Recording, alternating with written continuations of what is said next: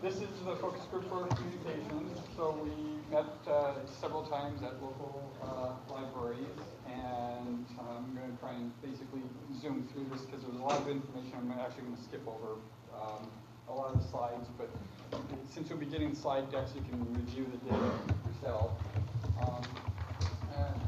And so I have basically 4 areas going to kind of go through hopefully quite quickly. One of the things I wanted to start with is sort of the current state of the district, at least sort of viewed from the California Department of Education's perspective. And one of the things that I feel it shows us is because, for example, we're under differentiated assistance for 5 different student groups, that the work that this committee does, that staff does, is really important. That it's important work that staff, the superintendent, and the board do, and there, like I said, there's a lot of opportunities for improvement that by working together, I think we can basically capitalize on those opportunities. Last year there were 3 student groups under differentiated assistance. On the most recent dashboard, we actually now have 5 student groups under differentiated assistance. So these are basically the areas of opportunities for improvement. Chronic absenteeism is one of them that is common for all 5 student groups under differentiated assistance. You're familiar with the dashboard. Red is not where we want to be. We want to be green and blue. This is our dashboard, and there I highlighted the 5 student groups that are under differentiated assistance. And they're under differentiated assistance because if you read across, you'll see mostly red and orange for foster youth, homeless, students with disabilities, African American, and American infant. Looking at this is sort of highlights how there's plenty of opportunities for us to improve. Out of the roughly 1,000 school districts in California, 619 of them have no student groups under differentiated assistance. That's where we want to be. 171 have 1 student group. So we want to move not towards the right end of the graph, but towards the left end as much as possible. So these are we are one of the largest, we're the 12th largest school district in terms of population. So taking a look at our, you can take a look at our dashboard and then just kind of see from like I say, from the California Department of Education's perspective of where we stand. And I'm just going to zoom through these because all of those school districts have more green and blue than we do. So like that's the data. Kind of in Virginia isn't here, but I definitely agree with his statement that our conversations really need to be centered around the data. So that was looking at the data and why what we do here is important. The data that we kind of collected, fortunately we didn't really have much access to getting data from the school sites in terms of the parents there. So we did just kind of an internal quick survey in terms of communications where we saw the areas that were of most concern. And what stood out really is what you might expect because you're parents and students is concern of communication to parents and to students was the areas that were most of highest interest. So let's see, I'm going to pause here just to see if there's any questions on what I've shown so far. If not, then I'll kind of move into the second area, student communications. And one of the things that I think is pretty obvious is that students live online these days. And I think just seeing students and how often you see them, looking at a device kind of tells you that. Well, and something that came up is the way that the district has communicated to students is the district has created an email address for each and every student. Most students probably have their own email address that they have been using since however, and that's where they typically get messages from their friends and relatives. I'm not sure if our students care to comment on that. It's like how often you actually look at any email that's arrived in your student email box. Yeah, well, I just think it's important that like most students operate from a perspective that the information they're getting from the district isn't important and they don't need to check their email, their student email. So they're already kind of operating from that perspective, and making it harder for them to access that information, it's just an additional barrier that doesn't need to be overcome when we're trying to communicate students. So having that, already getting over that perspective of, I don't really need to read the newsletter, I don't really need to have the district news, plus it's in this other area that I don't really want to log in to go check every time I need to see it. It just makes it all the harder for students to kind of get that information. Yeah, I mean, the rough analogy I draw is if the district were to give every parent a post office box and say, we're going to communicate to you and we're going to send anything to you to your post office box, how often would a parent go down to the post office and check their post office box compared to checking their mailbox at their house every day? So now, in the past, previously, in past years, students were able to just give their regular email address to the district, and the district would simply send it directly to their home, what I call their digital home address. Things changed, and current practices, probably related to the Children's Internet Protection Act, means that the district has to protect students from things that may be elsewhere in the world.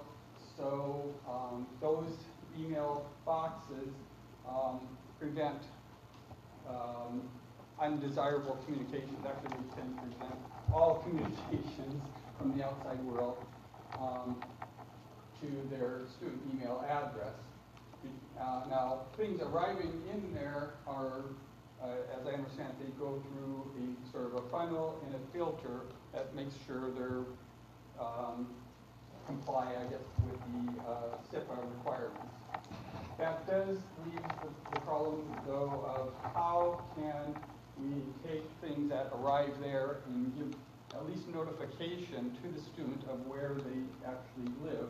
Hopefully, the district will be able to provide a service, kind of like, for example, FedEx, or may not be able to deliver a package to my house, but they will at least put a message in my mailbox saying you have something here, and then you can go and check it. So hopefully that there's a way that can be implemented that will comply with SIPA requirements, and yet the students will still get information that the district has something for them where they digitally live at their digital home address. And because that is where that's where they will continue to get communications from the colleges and universities and their friends and family. So that, and besides, their district address will disappear after they graduate. So that kind of led to our first recommendation of figure out a way to communicate with students where they live digitally. So that's sort of part two of my 4 parts. So at this point, I will pause and see if there's any questions or comments that people could make. Just one question, just going back, you had mentioned on one of your slides that there were access to data issues, getting information from school sites about communication. Can you expand on that? I didn't quite catch that. That when, for example, a few years ago, the district had this survey that they wanted students to participate in. And so the way that they communicated out to the students, say, hey, we have this survey, please participate in it. They sent it to their @San Juan, or @student.sanjuan.edu. And as I recall, looking at the thought exchange responses from students, they were like minuscule. So the district said, oh, we communicated out to our however many tens of thousands of students. And it's like, well, where did you send it? And it was like, to this mailbox that, as Marley says, like virtually never checks. So it seemed, I think that's maybe what I was referring to, or would? Maybe. So I thought that I heard you say that it was one of the first couple of slides, looked like a matrix. And I thought, That. Yeah. When we were trying to figure out like where do the communications areas of concern exist. That was So this just an one? internal survey. Yeah, this was just an internal survey where we asked people inside of the PAC, in terms of communications, where, and basically asked them just to fill out, check in one of these boxes, in multiple boxes, however many boxes you felt were pertinent, were your concerns of communication, and well, in this case, it was from the school, admin, to parents, was the one area that was biggest concern. And like I said, this was a very small survey of just of PAC members. I would have loved to have sent it out to parents or, the parents on site councils throughout the district and get a wider response, but that was something that we don't really have easy method of communicating with them. So that in itself is a bit of a communication concern or issue that come across ourselves. Damaris. Well, I was also going to say the same of the issue that we ran across was we have a system that the kids are not looking at, but that the district is feeding information into. So pertinent information about test dates or whatever kids are not looking at, and they're using this other email for all their college stuff, and the two don't talk to each other. Just to illustrate kind of the difficulty, it was brought up at one of the meetings that sometimes you can forward emails from one domain to another email. I went into my student email to try to do that, and it's not possible. I can't forward any of those emails. And in case you guys didn't know about the student emails, they can't email anyone that doesn't have an @sanjuan.edu domain. So not only is it blocking all communication coming from outside of San Juan, it's preventing that student email from reaching the outside world at all. It's completely siloed within San Juan. So functionally as an email address, it doesn't work for a lot of things that students need to use. And that's another one of the major reasons why students aren't using it. They can't use it for anything other than contacting their teachers. And the information that's going there, they look at it and like most students are saying, I don't need to know about a district survey, I don't need to participate in it. So it's very rare that I see a student that actually uses their student email. Just to piggyback off of, because my daughter had to log into one of her Google Classrooms and finished doing like a class project. And then she finished everything else and we forwarded it to her teacher. And then just as a FYI, as a copy, we was trying to get it to my email. So this did get lost in the process because I have a copy of it and it wouldn't even let me, this is, you can't even do it. So students can't even use the district email to communicate with their own parents. And parents can't use it to communicate with their students. For students who don't have regular internet access, it's just a real complicated thing because they have to go in, try to see the email from San Juan, try to catch their other ones, and if they're on a library, for instance, they only have a limited amount of time. So streamlining the process helps for everybody. And paper. And I'd also add to that, a lot of students who are doing a lot of their homework, etc. on this, that's an added layer of complication. Especially if you don't have an AT&T. If you happen to have like a Boost Mobile or one of those things, the programs don't, when you open them up, they're very different. What I can see on my phone is different than the student that I'm working with. And what they can see, it doesn't give them the same kind of access. All right, the third area report that we looked at was web communications. And basically looking at the district websites, we found that there wasn't any unified approach. There seemed to be few standards and guidelines and a lot of diversity. And that kind of brings up, is this lack of standards, does that create inequity? Because looking at the school sites, we see a lot of inequity in terms of how many teachers have information on their teacher web pages.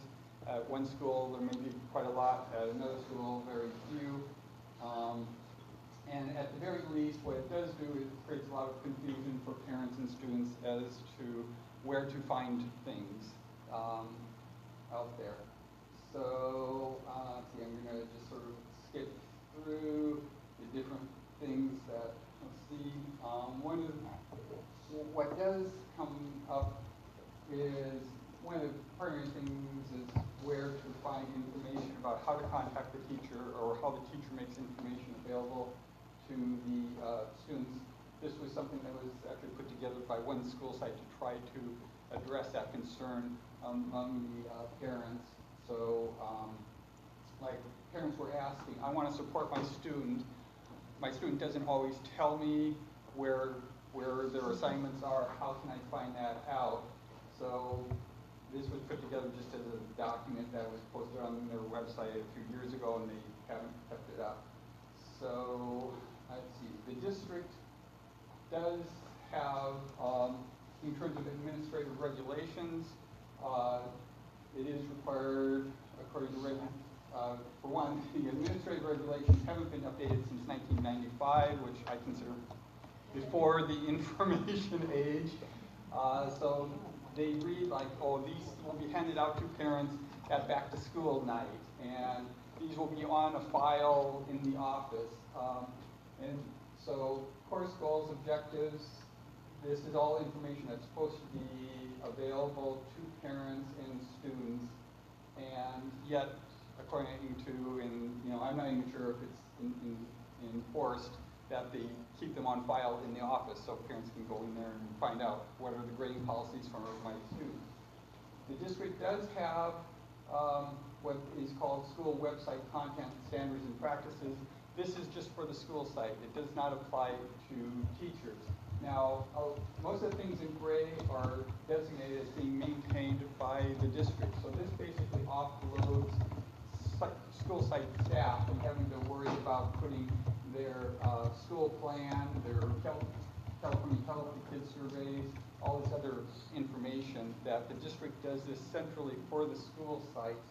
And our recommendation is basically to expand that so that required documentation of that the school is supposed to collect of grading policies and course descriptions, that since they're supposed to be required to collect it anyway, just give that all to the district and let the district do the work, just like they do for the single plan and other things that are school site level data, but the district has technology services or whatever department do that work for them.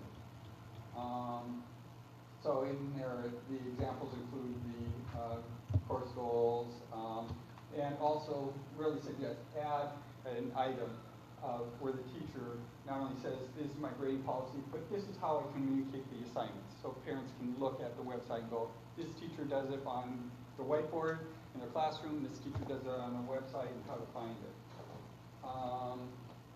Okay, so that's the third item of 4. I pause here just to see if there's any questions before going on to the last one. Okay, hearing none.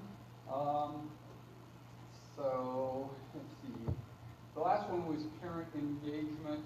So communicating with parents is how you keep them engaged, and also to communicate that you have a welcoming community environment.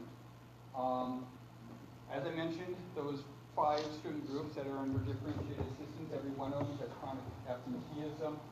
So there are the 5 listed in the red on the dashboard. And I think that there is a strong link between chronic absenteeism and parent engagement, because if parents are engaged and they feel like the school is a welcoming environment to them, when their student says, I don't want to go to school, it's, I don't feel happy there, I don't feel comfortable there, the parent goes, feels welcoming to me, that's not an excuse for you not to go to school. Where on the flip side, if the parent goes there and goes, staff was frowning at me, they didn't want me on campus, then I can understand you not going to school. All right, you can stay home. So I thought, in terms of looking at parent engagement, this is what is currently in the LCAP plan. Increase the opportunities of parents to provide input to school. Let's see, I'll skip forward here. And a lot of that is measured by the survey, questions on the survey where, do you feel welcome to attend meetings? Were you invited? I'm drawing sort of parallels with how we measure students. We wouldn't say, do you feel like you had the opportunity to learn math in this course, or did you actually learn math? Not did you feel welcome to come into the classroom, but did you actually attend? And did you actually participate? And were you in the classroom? So on the dashboard, parent engagement is in there. These are the 8 state priorities and how they're measured.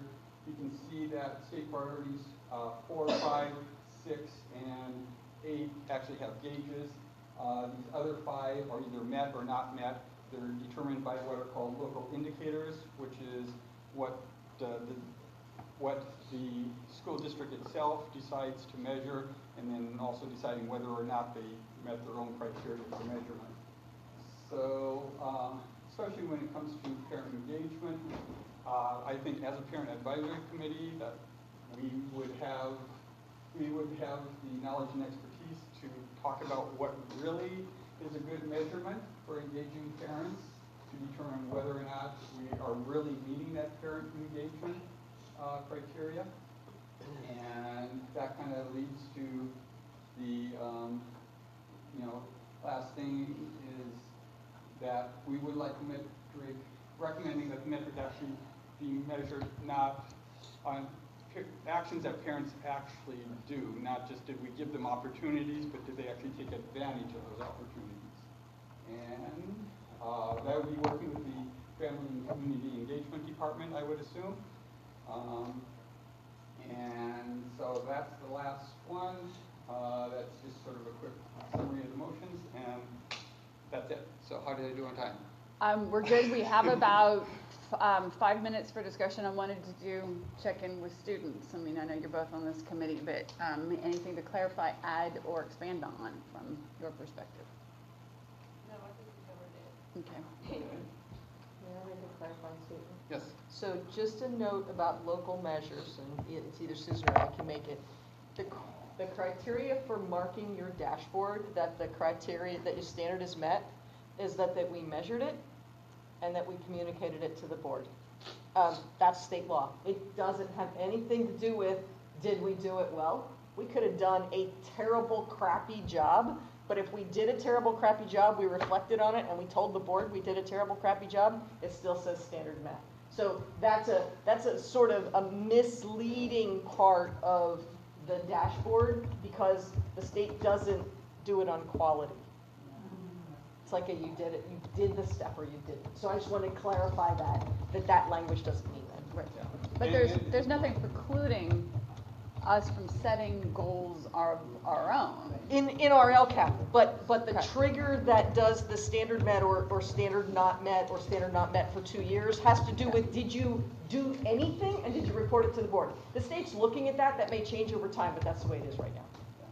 Just to note, the State Board of Education next week is meeting, and they are enhancing, improving what they call the self-reflective tool of looking at the parent and family engagement. So they're reviewing that, and I guess they may take action on basically making that hopefully a more meaningful self-reflective tool. Yeah. Just one of the other things that we talked about in our meetings was that a lot of information comes into the district, but it doesn't necessarily get pushed out to parents and students who may need it or can utilize that information. And so how do we find a way to take that information that could be helpful and put it someplace that we can access it? Because there are tons of agencies and organizations that have different opportunities. There were lots of solar competitions. There are lots of things that students and families may want to take part in, but it comes to the LEA. So if you don't distribute it, then the agencies think, oh, well, no one in San Juan wants to go, or nobody's taking part in that stuff. Yeah, an obvious we one didn't that we mentioned a little bit was the scholarship opportunities, because some high schools post them, I think, on their websites, other high schools don't. So by making the college opportunities perhaps somehow centrally managed, like the single plan for student achievement and the California Healthy Kids Survey and other things that the district says, oh, we will get that information and we will make sure that it gets distributed. That might improve the equity, like I say, for college scholarships and other opportunities. Well, just also college visits. Not every high school in this district receives college visits. There are some that receive multiple. And if we can find out, then as a parent, even if my child can't go, I might be able to get to that school and get that information. But we don't know when college reps are on campuses. So another centralized place where we get that information, we know it, how do we push it out? Heather and then Stephanie. Oh, shoot, that's me. It's Friday. I'm glad, Donna, that you brought up that point about the legal mandate versus like the intention, because I think that just for me being a parent and getting a little bit more active in LCAP and school site council, that's been a point of contention for me, because when we're analyzing the statistics of the surveys that come back, we're doing it to meet the system needs as opposed to also analyzing it to see whose voice is in the room, who's getting access to this information, who's responding, how effective is it, and if we're talking equity, but equity doesn't look like equality, right? And so we have to be that intentional in our level of communication and analyzation of the responses to make sure that we're not missing the mark. And communication is kind of broad, and we have to determine and be very specific about what type of communication we want, because some is not healthy. And I think it's a one-sided narrative, and we're not being specific and intentional, then we're going to continue to have those gaps in information and those missed opportunities to truly partner and build relationships with our parents, students, and community. One thing I don't know, but probably look at more of social media, not just social media, of media, because when me and my daughter went to an event where the Food We Can Drive, it was not only Thomas and like Too Short came out and everybody else, but I talked to the radio station, 102.5, and the morning show, they were there, and one of the media hosts that's on the morning show, she does her own thing in partnership. She was thinking about doing a community engagement. They were talking about within their radio system that they were thinking about just coming out with more of a communication with families and students, but they were kind of backed up and like, should we or should we not? And she was like really excited when I just did the girls' for at Will Rogers. So I'm trying to think out if contracting with one of the radio shows, kids all listen to radio, and just make that like an announcement of San Juan School District is doing something here.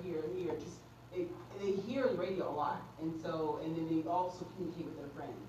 So think about something like that, as well as teaming up probably like with KCRA or ABC 10. I know ABC 10 is starting to do more of a community engagement on trying to be out in the community, on the streets, on giving people's perspective.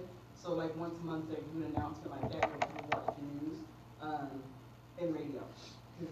People just are like, I don't have the internet, but they do listen to radio, or they're on their way to school and listen to radio, something like that. Yeah, I mean, one thing that crosses my mind is I'm not sure with SSAC whether getting student input from there of like where do you hear things and determining whether radio or ads that pop up on when they go to certain websites through Google ads or whatever that. What are ways that SSAC or the district student advisory committee might say? So I just wanted to add to all of that and kind of a bigger recommendation, and I know I've already said this in this room, but one, you can get the fire hose of information problem that there's too much coming at once, and I think the district has been very cognizant of that, but what hasn't necessarily been seen is a curation of that information, an active curation and editing kind of process of, and then disseminating. It's been very reactionary. Does that make sense? That of responding instead of trying to organize the information and globally looking as a district. But also, though, we have a responsibility in this room. right now, that there's a tech plan that San Juan is looking at, but communications isn't at the table. And I know that in technology, there's instruction, there's equipment, and then there's how it fits, but I haven't seen necessarily communication being part of it, both communication, although you've definitely been involved, but I'm wondering whether or not it needs to go to a higher level, especially when it comes to the implementation plan part. So family and community engagement has been there, but I think that we globally as a district, as the technology plan outlays, we need to see how it fits in communication, but that means we need input from students and parents as soon as possible. Yeah. Just a quick, to your point about implementation, I think one of the conversations we've been having, especially when it came to the websites and communication from teachers, is being mindful of not getting like an autocratic kind of system where we're telling people it has to be implemented this way.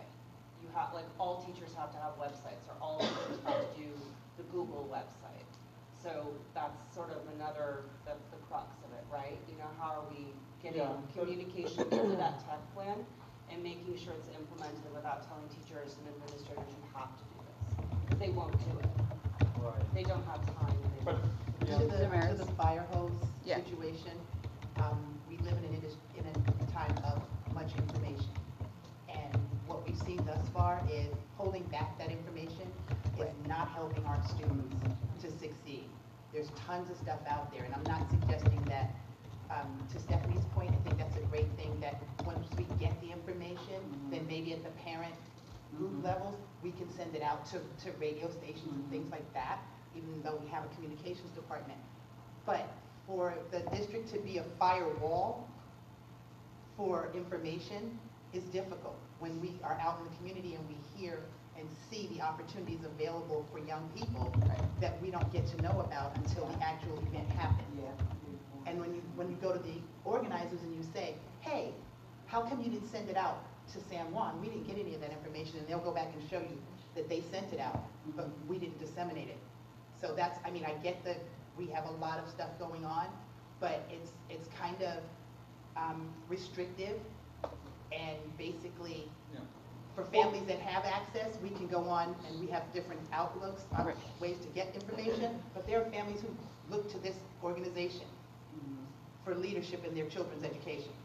So we should provide them with that help. So I don't want to shortchange the safety group. In terms of, I mean, there were some very specific recommendations that were up there that we can take a look at for April. I also think that the first presentation on, you know, the language issue when it comes to dealing with our families in San Juan needs to be addressed. Again, I say definitely be at the table for the technology part, because there's a component that there could be tools that can help.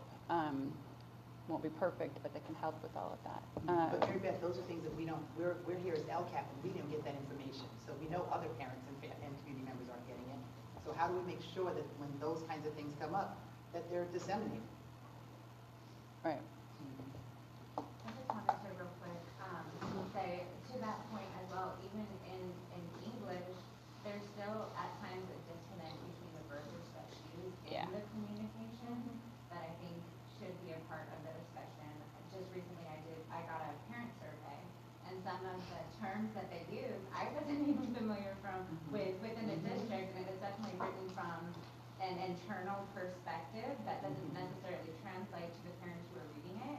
And I think oftentimes we send those surveys and we leave them broad, and I understand because we don't necessarily want to lead people to, we want to hear kind of everyone's perspective, and also sometimes what's missing is the why and how this information will benefit your student or parent experience. And so I think that's important, because oftentimes, you know, I'll just use more so. Historically, I'll be like, oh, I don't want to do that, because who wants to do a survey? But if I understood that this is going to be, you know, connected to this, and maybe not immediately, but eventually this will be implemented and seriously considered